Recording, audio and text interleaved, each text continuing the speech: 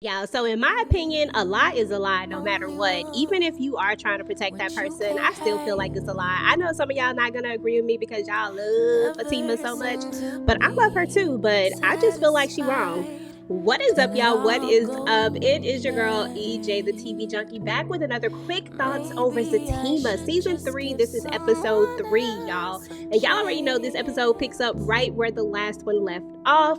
And that is with Fatima looking outside and seeing that Zach was back, and it looked like he was talking to someone.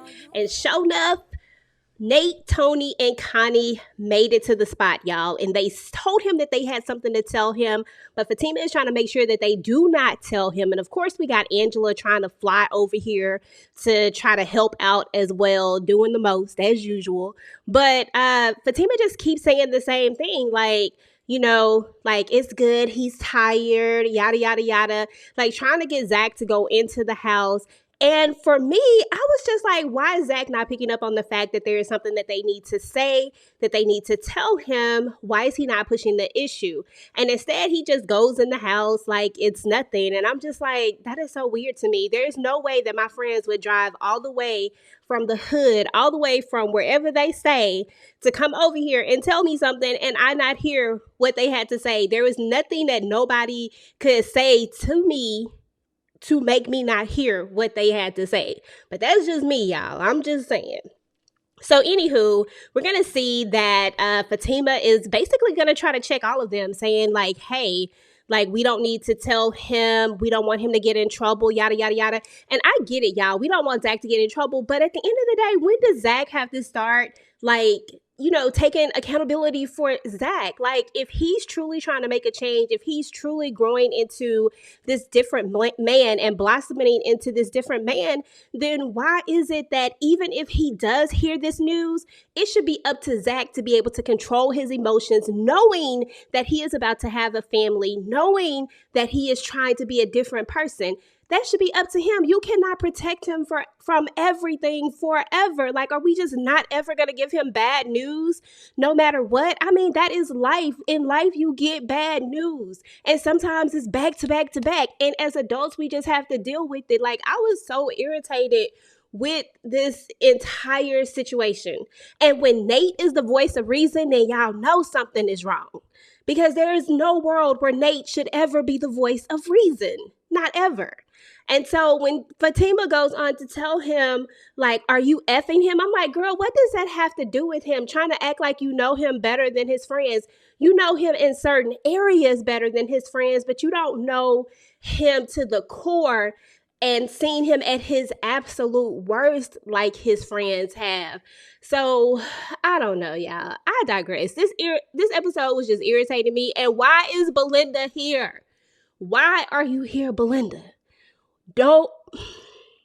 Nobody wants you here, Belinda, okay? Nobody.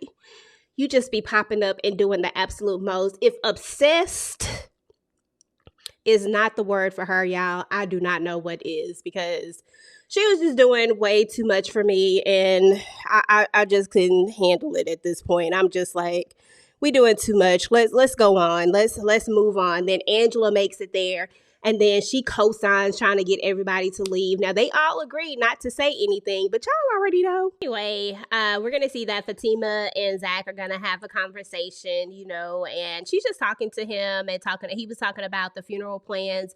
And of course, Fatima is going to take care of everything because that's what she does. She makes sure that Zach does not have to do anything and that she's right there for him, picking up the pieces where the pieces need to be picked up. And we also learned that Zach didn't know his mom's favorite color. So that just goes to show, the relationship when we know that they had a strained relationship. And that also goes to show that, Zach, he's dealing with a lot of things right now. And one of those things is not having that strong relationship with his mom to the point where he really doesn't know what her favorite color is. And then she ends up having to go and call Connie. And Connie, tells her what her favorite color is, what her favorite flower is. And then Connie even offers to help her with the funeral. But of course, Fatima, being Fatima, said no, that she could handle it. And Connie says, like, I'm gonna wear you down. We gonna be friends one day. Honestly, y'all, I really respect the character Connie at this point. Like, at first, Connie was doing the absolute most, but I think that comes from a place of where Zach just really had to set some boundaries. But once she actually met Fatima and learned that Fatima was straight and that she was the person that Zach really wanted to be with, I mean, you can see that all she has for him is just a friendship, and she really wants Zach and Fatima to work. And I don't see what the problem is allowing her to help with the funeral, just so that way you can have somebody that does know her, that does have more information on her, that can really help this to be a nice home going for Zach's mom or whatnot. But, it is what it is. So moving on, we're going to see that Belinda is going to be doing the absolute most, y'all. Belinda is trying to get Nate to call Zach and tell him, like, she's literally trying to seduce him into calling and telling Zach the situation. Why is Belinda so obsessed, y'all? Why is she so invested in this? I have no clue. She swears she wants to be Fatima's friend. She swears that that's her girl, but at every turn, she is always trying to sabotage something, always in somebody else's business, always doing the most. And I'm just like, come on now. And I was like low key proud of Nate for like a whole, this whole scene until, the next day or morning or whatever it is. But he literally was like, no, I'm not going to do that. Like, I'm not going to call him. I said I wasn't going to do it. I'm not going to do it. So, there's that. So that was 1+ for me for Nate, because y'all know Nate be doing the absolute most. But I ain't gonna lie, sometimes I do like to laugh at Nate. I can stand Nate more than I can stand Belinda. Just say it like that. Okay, y'all. So Preston is going to come over and he wants to talk to Zach. They're going to go outside and have a conversation. And he's going to tell Zach that, hey, this is a great deal. Like, this business deal, it's a really good deal. And that he actually wants to buy into it. And he hands Zach a $3 million check, y'all. And just like that, your boy's problems are solved. All of his money issues are gone. Bada boom, bada bang, gone. He ain't got no more issues because Preston wants to buy in and he wants 33% of this deal, which means that he just wants to be an equal partner with him and Bryce. And so, and that was that. Now, if I had to guess on this whole money issue, because I kept wondering, like, why did he give him $3 million? If I had to guess, $3 million must have been the buy-in for everybody. And inside of their business account, they must have only had $7.5 million in there. And that's the reason why they took Zach's $1.5 million, because 7, 8, 0.5, that would be 9 million, right? So that's what I'm thinking. So he gives him 3 million to buy into it, which basically covers the 1.5 that was missing from the business account to go into the deal. Plus, it gives Zach back his 1.5. So there's the mystery of the $3 million. Like, I really don't know, y'all. I'm just guessing. I'm just saying. So, anywho, everybody has the same joke, it feels like, about Danny, because they keep asking, does Danny know that you have this much money? He even talks about how he actually got his money. I mean, he's a cowboy at heart, y'all. They have cows and they have all of this livestock. And so therefore, he's made a lot of money from this. And, I don't know the character Danny that well. I only watched 8 episodes of Sisters so far.